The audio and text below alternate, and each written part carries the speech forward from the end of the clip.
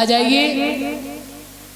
चलिए विश्वामित्र भागते गए, मगर उन्हें पता है कि हरिश्चंद्र ने एक शर्त रखी है, जिसके पास से सूकर निकला उसको फांसी की सजा दी जाएगी। तो बोले हरिश्चंद्र के पैरों से ही होके निकल गए।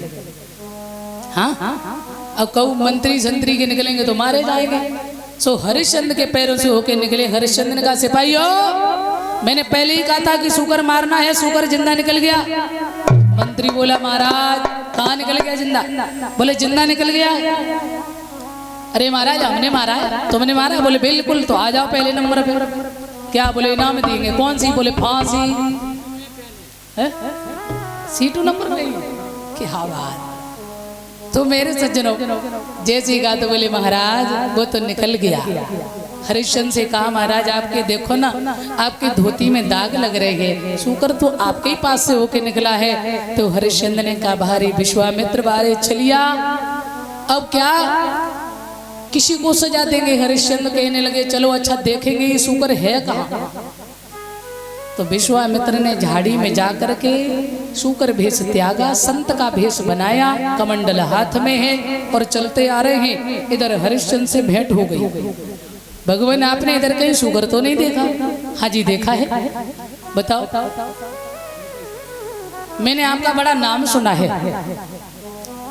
कहने लगे मैंने आपका बड़ा नाम सुना है। तो हरिश्चंद्र बोले अरे भगवान इतनी बड़ाई के योग्य नहीं, मगर आप अपनी बात कहो। बोले हमारे पास में कन्या है और मैं बड़ा कोशिश की मगर मैंने उसका विवाह नहीं कर पाया है। मेरे पास इतना धन नहीं जो मैं अपनी बेटी के हाथ पीले कर दें। आप कृपा करें, सहयोग करें तो हम अपनी बेटी का विवाह। हरिश्चंद्र कहने लगे तो महाराज यहाँ तो कुंजी लगाम के सिवा कुछ है ही नहीं। तो बोले इसी का संकल्प कर दो। नहीं समझ पाए। बोले ठीक है संकल्प पढ़ाएंगे, दक्षिणा भी चाहिए भैया। कितनी? बोले 60 भार सोना। प्यारे सज्जनों ध्यान रखना, नहीं समझ पाए। सारा राज्य ब्राह्मण को दान में दे दिया हरिश्चंद्र ने। और जैसे ही ब्राह्मण देव को लेकर घर गए तो कोषाध्यक्ष को बुलाने लगे, भैया इधर आओ। क्यों? अंदर जा और धन लेकर आओ। राजा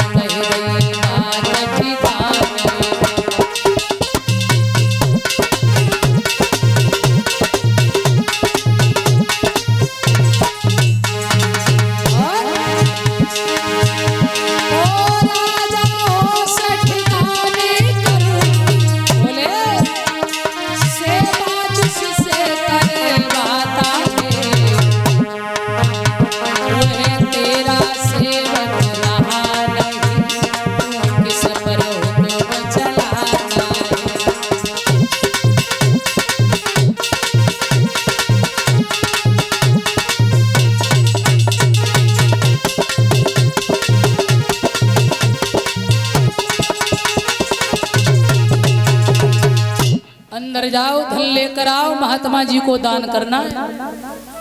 जैसे ही विश्वामित्र ने सुना अरे राजा हरिश्चंद्र होश में हो के नहीं? बोले ये कुंजी लगाम सब हमारे हाथ में, राज्य मेरा हो चुका, तुम्हारा क्या है? और अभी तो मेरा 60 भार सोना बाकी है, चलो राज्य से बाहर चाहिए। हरिश्चंद्र ने जैसे ही सुना एक बार तो गसा गया, अरे मैंने तो सारा राजधानी में दे दिया। परंतु जैसे धर्म की याद आई है, सत्य की याद आई, बोले कोई बात नहीं, राज्य ही तो गया है। तो उसी समय जवाब दिया 60 भार सोना चाहिए, राज्य से बाहर चाहिए। मेरे सज्जनों कहने लगे ठीक है भगवान स्वीकार है। आज अपने महल में प्रवेश करने चले, रानी के पास मिलने जा रहे हैं। विश्वामित्र ने कहा ज्यादा समय मत लेना, जल्दी आना। अंदर चले, पत्नी ने देखा, प्रणाम किया, पर चेहरा बड़ा नीरस है। तो पत्नी पूछने लगी, महाराज क्या बात है, आपका चेहरा इतना नीरस क्यों है? तो उसी समय महाराज हरिश्चंद्र कहने लगे, देवी क्या बताए, एक ब्राह्मण देव ने आकर के त्रिवाचा करा के सारा राज्य मेरा दान में ले लिया है। दुख मुझे इस बात का नहीं कि राज गया है, मगर दुख तो इस बात का है कि अभी उसका 60 भार सोना बाकी है, कहां से देंगे? पर धन्य है वो पतिव्रता मां। कहने लगी, स्वामी आप बिक जाना, हमें बेच देना, बच्चे को बेच देना, पर कर्ज अदा कर देना। हरिश्चंद्र ने कहा, देवी सच में तुम अर्धांगिनी कहलाने के योग्य हो। पति के सुख दुख में जो साथ दे वही तो अर्धांगिनी है। परंतु ऐसे नहीं, ये राजसी वस्त्र उतार के रख दो, पुराने वस्त्र धारण कर लो। मैया ने आभूषण उतार के रख दिए, वस्त्र धारण कर लिए, बेटा को लंगोटी लगा दी। हरिश्चंद्र ने भी अपने पुराने वस्त्र पहने विश्वामित्र के सामने आए, चलो भगवान। तो जब चलने को तैयार हुए हैं, ध्यान रखना, अयोध्या के लोगों को पता चला कि मेरे महाराज मुझे छोड़कर जा रहे हैं, सभी रोने लगे, हमें छोड़ के मत जाओ। हरिश्चंद्र बोले, भैया ये राज्य मेरा नहीं है। मुकुट उतारा, विश्वामित्र के सर में धारण कर दिया, परंतु विश्वामित्र से प्रणाम करके कहा, भगवान मैंने अपनी प्रजा को पुत्र जैसा प्रेम किया है, मैं आपको आदेश नहीं बल्कि मैं निवेदन कर रही है कि मेरी प्रजा को दुख मत देना। विश्वामित्र बोले, ओए राजन, इतनी चिंता है तो रहे अपनी प्रजा के साथ, तोड़ना संकल्प। लेकिन नहीं, रघुकुल रीत सदा चले आई, प्राण जाए पर वचन न जाए। पता नहीं कब कैसा समय परिवर्तन हो जाए। सारी प्रजा को रोता छोड़ दिया। चलिए भगवान, रो रही है प्रजा, अपनी मातृभूमि को प्रणाम किया है हरिश्चंद्र ने। अरे करके प्रणाम रामा, करके प्रणाम, और चले तीनों प्राणी, करके प्रणाम,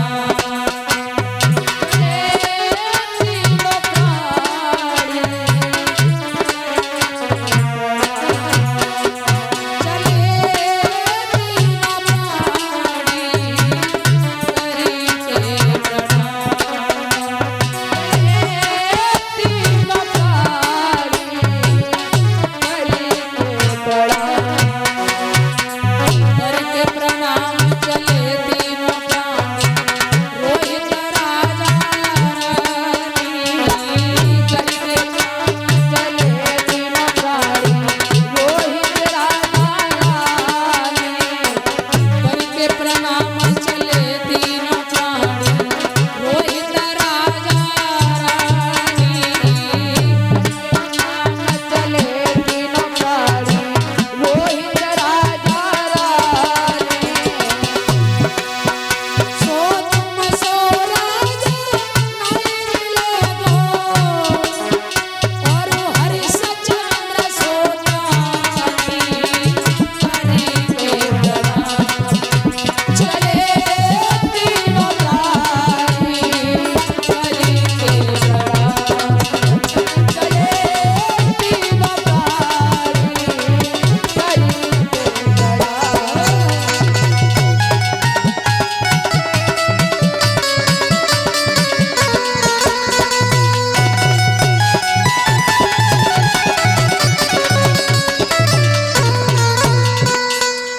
मेरे सज्जनों, मातृभूमि को प्रणाम किया महाराज हरिश्चंद्र ने। तीनों प्राणी जा रहे हैं, जेठ की दोपहरी है, कड़ी धूप है, चेहरा धूप से काला पड़ता जा रहा है। छोटा बेटा है रोहित, माँ की ममता बड़ी विलक्षण होती है। आगे बढ़े तो मेरे सज्जनों ध्यान रहे, पैरों में घुटनों तक सूजन आ गई है। चला, जो मैया राजमहलों में रहने वाली, दासियां काम करने वाली, जो राशि ठाट से जी रही थी, बेटा रोहित जो फूलों की सैया पर विश्राम करता था, आज वो जेठ की दोपहरी में चलते जा रहे हैं। और विश्वामित्र आ गए, चले आओ जल्दी आओ, चले आओ जल्दी आओ। प्यारे सज्जनों, क्या हुआ? मैया ने देखो कि मेरा छोटो सो लाला है, चेहरा कुमलाए गए। माँ अपने पर दुख झेल सकती है मगर बच्चे को नहीं देख सकती दुखी। वो पैर न पड़ी गए छाले में कैसे करूं, पैर न पड़ी गए छाले में कैसे करूं, पैर न पड़ी गए छाले में कैसे करूं। कभी ना उतरी थी महलों से नीचे, कभी ना उतरी थी महलों से नीचे। भगवान ने डारे में कैसे करूं, सो भगवान ने डारे में कैसे करूं, सो भगवान ने डारे में कैसे करूं।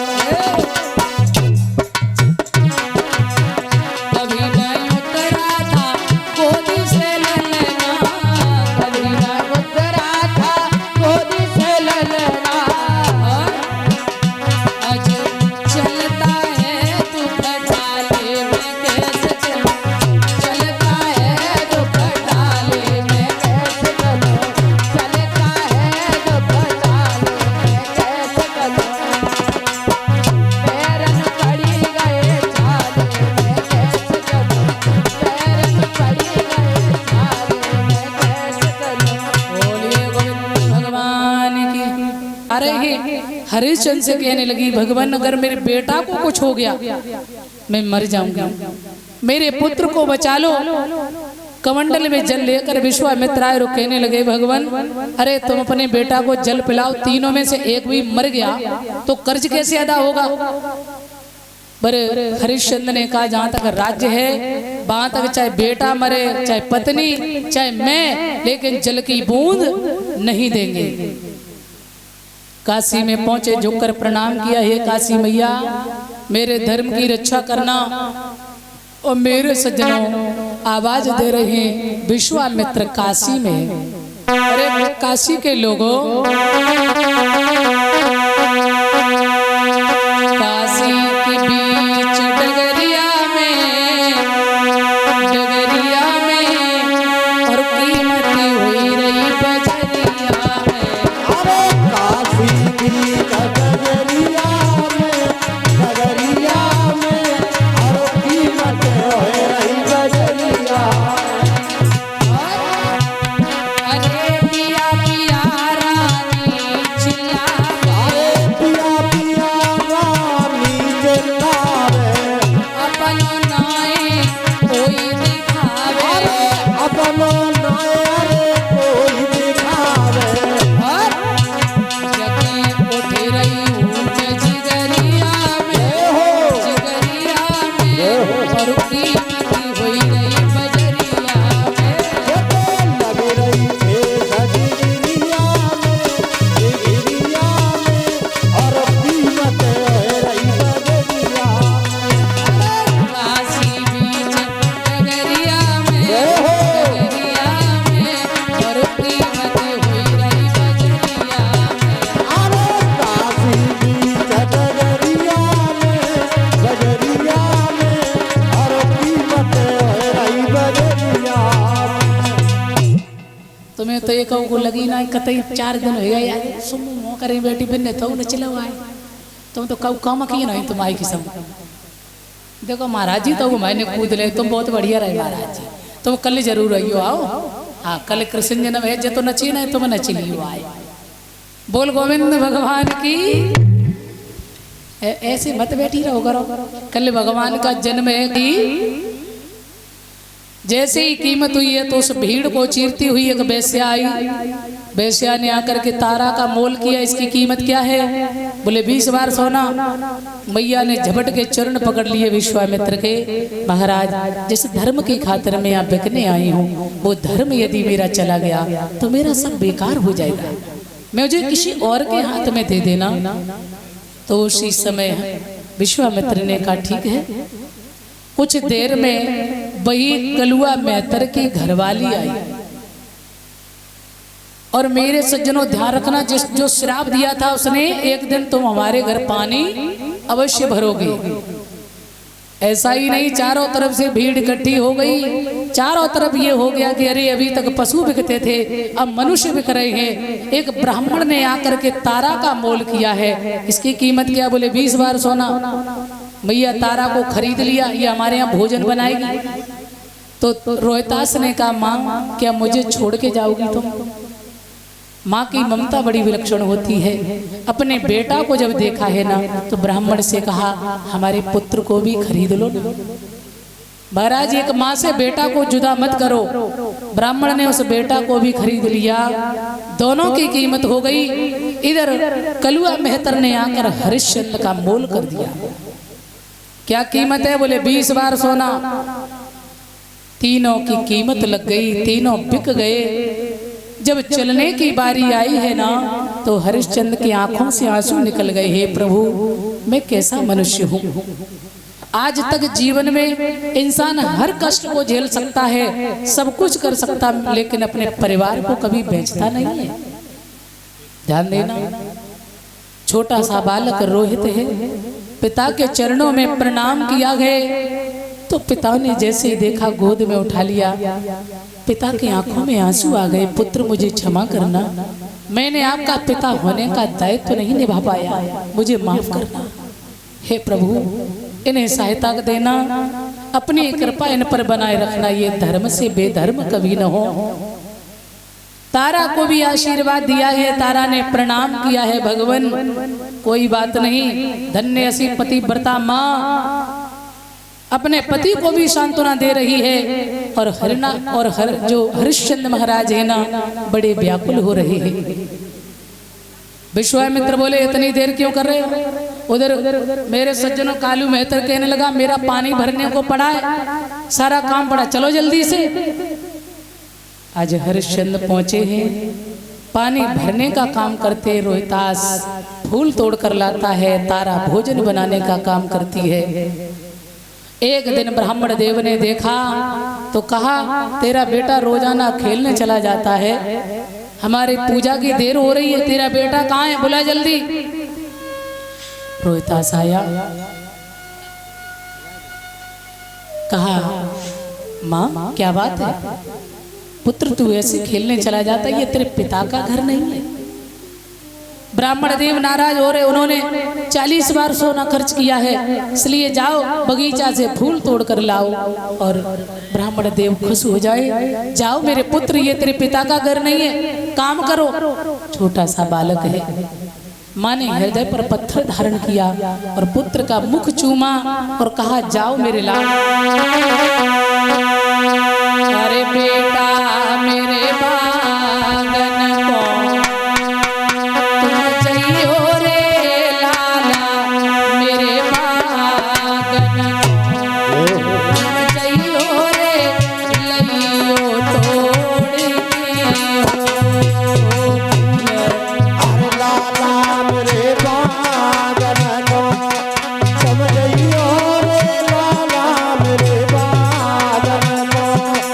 समझइयो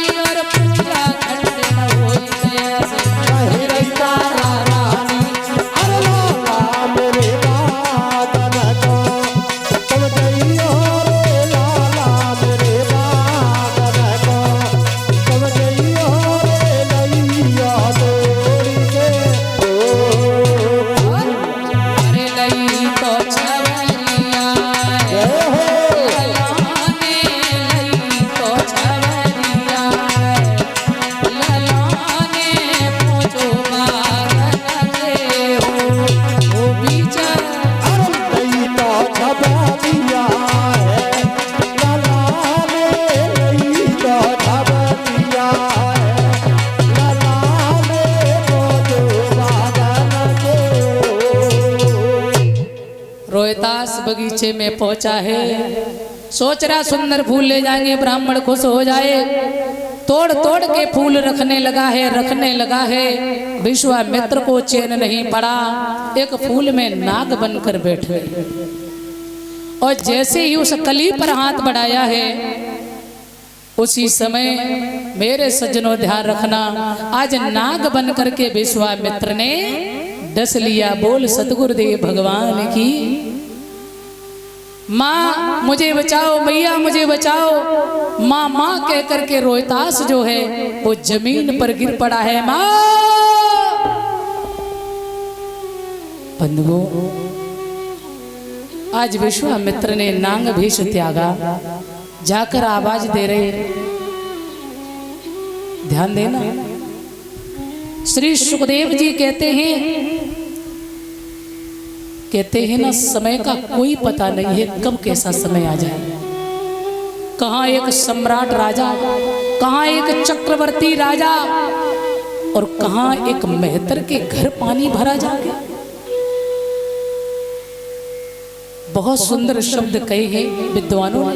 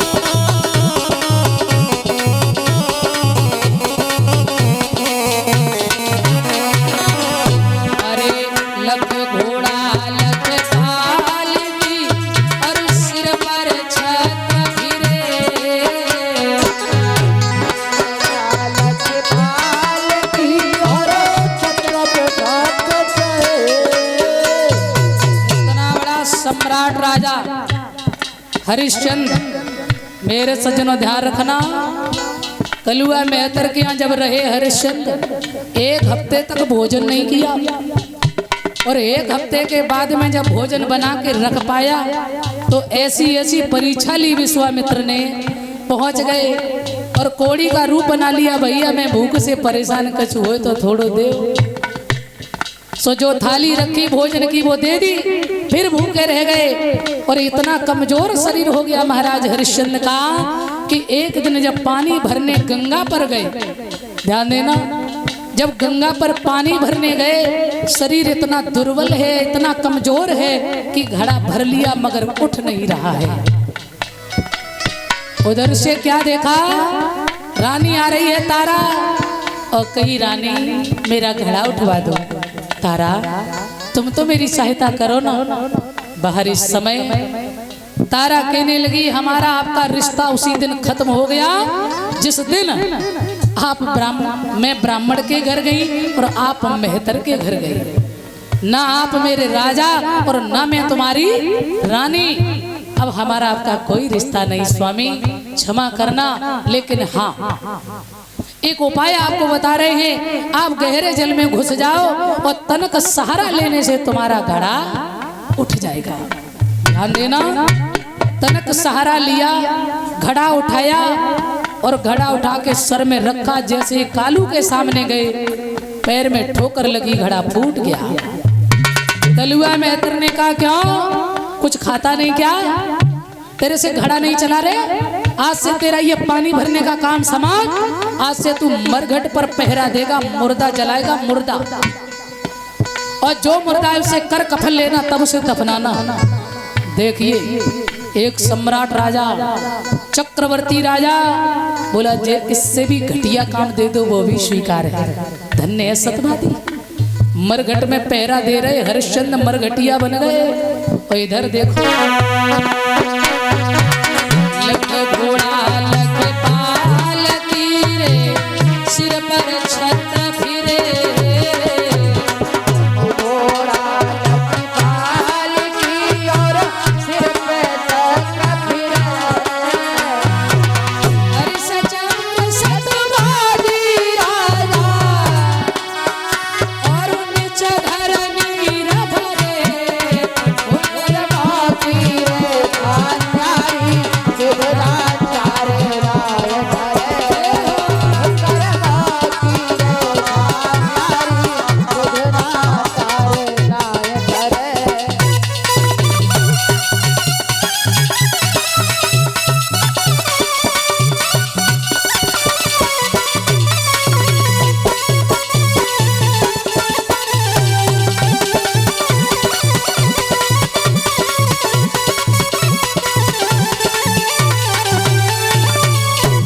पता नहीं कब कैसा समय आ जाए, राजा से भिखारी बन जाओ या भिखारी से। हाँ, महाराज हरिश्चंद्र इधर मरघट में पहरा दे रहे हैं। और ध्यान देना, इधर तारा को पता चला मेरा बेटा नांग ने डसा है। मैया तारा चली है, वहां से पहुंची है बगीचा में। आवाज लगाई अपने पुत्र को, रोहितास एक बार मुझे बोल सुना दे, तेरी माँ आ गई है मेरे पुत्र, कहाँ है तू? रोहितास, तो रोहितास को थोड़ा सा होश आया। जैसे उसने माँ को देखा तो मैया ने उठा के गोद में रखा और कहने लगी, पुत्र क्या हुआ? तो रोहितास बोला, माँ आया है सो जाएगा राजा रंक फकीर, कोई सिंहासन चढ़ चला, कोई बंधा जंजीर। भैया, इस संसार में जो आया है ना वो जाएगा, तू रोना नहीं। मुझे काले नाग ने डसा है माँ, और मैं तुम्हें छोड़कर जा रही हूँ। जीवन में मेरे पिता से भेंट हो तो मेरे पिता से मेरी प्रणाम कह देना माँ। जब इतना कहा है ना, तो मैया ने रोहितास के मुख पर हाथ रख लिया। मेरे पुत्र ऐसे शब्द क्यों बोल रहा है? तेरे बिन मर जाएंगे मेरे लाल। रोहितास, मेरा कोई सहारा नहीं है तेरे बिना। राम राम कह करके रोहितास ने आज अपने प्राणों को त्यागा है। जमीन में सर पटक दिया मैया तारा ने, और कहने लगी, मेरे कलेजे के टुकड़े, मुझे एक बार बोल सुना दे रोहित, तेरी अभागिन मैया मर जाएगी मेरे पुत्र। नाना भांति विलाप कर रही है तारा। उठ के बोल तो सुनाई दे, उठ के बोल तो सुनाई दे, कहाँ पे डसो है मेरी नाग रे। उठ के बोल तो सुनाई दे, कहाँ पे डसो है मेरी नाग रे। मेरे लाल, उठ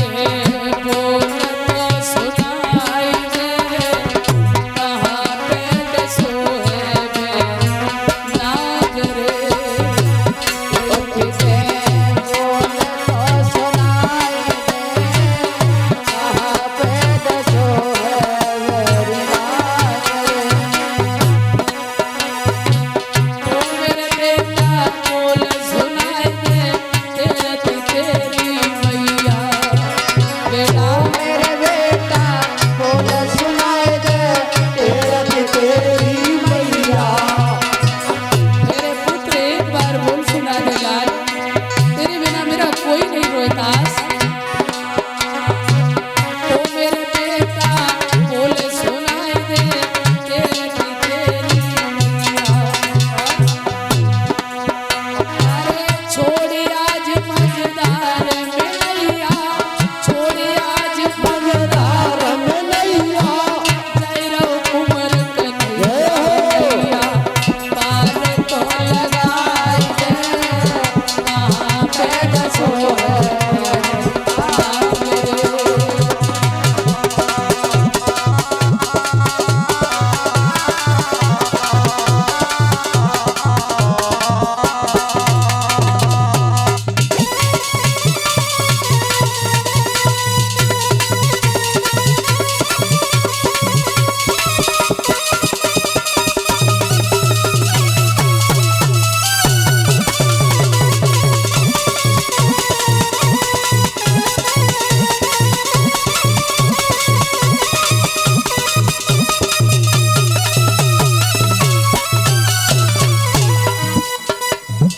रोहितास, एक बार बोल सुना दे मेरे पुत्र।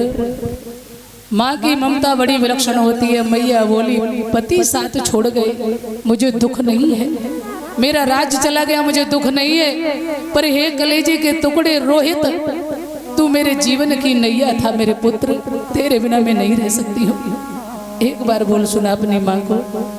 क्या कर गया रोहितास, अपनी माँ को भी साथ लेता चल पुत्र। नाना भांति रो रही है और कहने लगी है भगवान, अरे जेठल पटकी आगे और मुसीबत अखियन मेरे थोड़ी,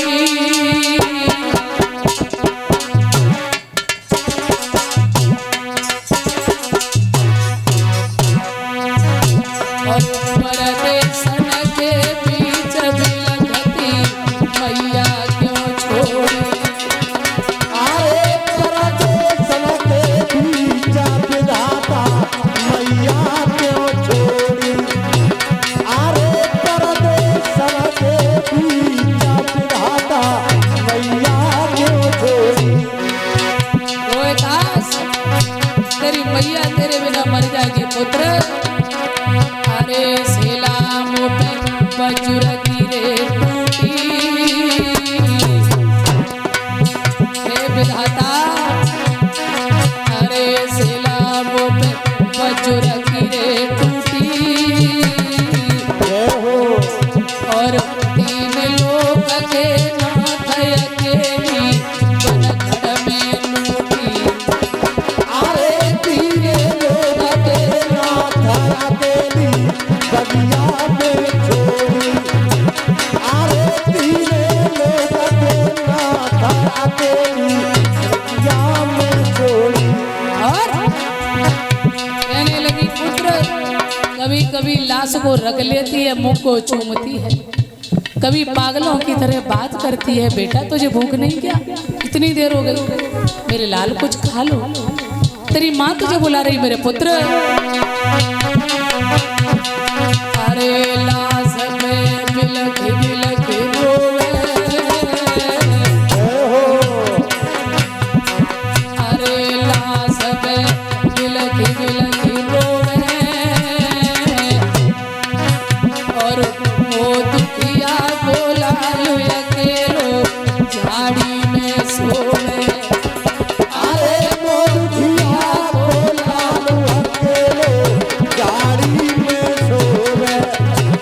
आरे मोरखिया को लाल अकेले गाड़ी में सोवे। और अरे काल ने आई करो रे तमना, जय हो हे प्रभु, अरे काल ने आई करो तंगा, और को उठवावे लासल लाको नहलाए दम गंगा। आरे को उठवावे लासना को नहलाए दे गंगा। आरे को उठवावे लासना को नहलाए दे गंगा। और अरे मात ने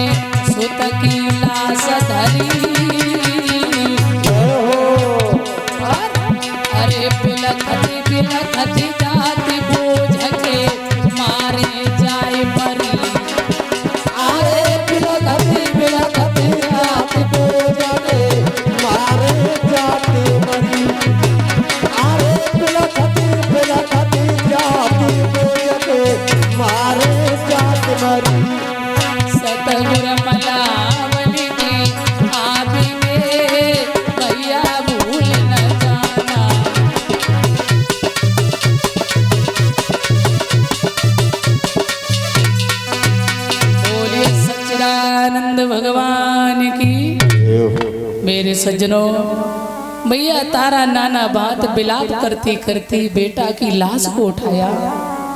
चली है अपने पति का भरोसा करके कि मैं अपने पति के पास जाऊंगी, मेरे पति रक्षा करेंगे, कुछ मदद करेंगे ऐसे संकट के समय। जा रही है, बीच में रख देती है, फिर उठा लेती है, फिर चलती है। जैसे मरघट के किनारे पहुंची है, बाहर समय ऐसा समय था, मैं राजरानी थी, मेरे पति सम्राट राजा थे, बेटा गोदी का खिलौना फूलों की सैया पर सोने वाला था। पर बाहर समय आवाज लगाई हरिश्चंद्र को, नाथ मेरे बेटा की मृत्यु हो गई, मेरे बेटा को नाग ने डसा, जरा इसे दफना दो ना। जैसे ही हरिश्चंद्र ने सुना कि तारा है, पास में दौड़ के आए और एक झटका लगा हरिश्चंद्र को। सोचने लगे, बाहरे प्रभु ये तुमने क्या कर दिया? अरे राज्य चला गया, कोई दुख नहीं, सब चला जाता, मगर एक बेटा था वो भी ले लिया। परंतु जब सत्यता की याद आई है तो कहने लगे कोई बात नहीं। तारा से कहा, तारा हमें पहले कर कफन दो, उसके बाद तुम्हारे पुत्र को दफनाएंगे। क्या याद करो उस दिन की जब मैंने तुम्हें कहा था कि मेरा घड़ा उठवा दो, तो तुमने क्या कहा था? मेरा धर्म नष्ट होगा। अब मेहतर के घर काम करे, हम ब्राह्मण के यहाँ तो बोले, अरे ले भादों को नाम याद करो, बात न किरे गोरी।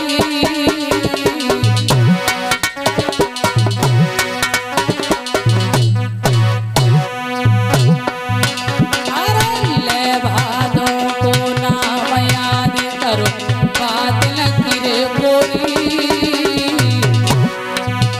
और तापंगी की छुता गगरिया लाए आते गोरी। अरे काबंदी की सता गगरिया लाए हते गोरी। अरे काबंदी की सता गगरिया लाए हते गोरी। अरे बनी तुम बाद न पंडितानी, जय हो अजो तरने लागी लाश बिगारन गंगा को पानी। अरे तरने लागी लाश बिगार गंगा को पानी। अरे तरने लागी लाश बिगार गंगा को पानी। उठा ले अपने बेटे को, और यदि दफनाना है तो हमारे पास हुक्म है, हमारे पास आदेश है कलुआ का। क्या? मुर्दा से कर कफन लो तब दफनाओ, जो भी साथ में आए कर कफन लो, पहले कर कफन दो। अरे नारी हम कफन के भूखे, और एक टका के काज रात दिन मरघट में सूखे। अरे एक टका के काज रात बिना मरघट में सूखे। अरे एक टका के काज रात बिना मरघट में सूखे। ध्यान देना, भैया देखे विपत्ति के खेल।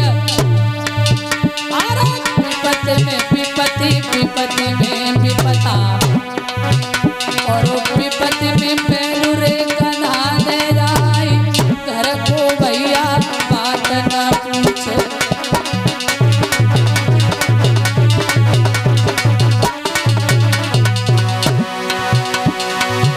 अरे रिश्तेदार पीठ दे जाए, विपत्ति में विपत्ति, विपत्ति में विपता। यारे जब विपत्ति आती है तो कोई साथ नहीं देता है, ये सत्य है। गरीबी हो तो रिश्तेदार भी छोड़ जाते हैं, मुसीबत हो तो अपने पराये हो जाते हैं। परंतु ध्यान रखना, जो मुसीबत में साथ दे वही अपना होता है। बनी के चेहरे पर लाखों निशान होते हैं और बनी जब बिगड़ती है तो दुश्मन हजार होते हैं।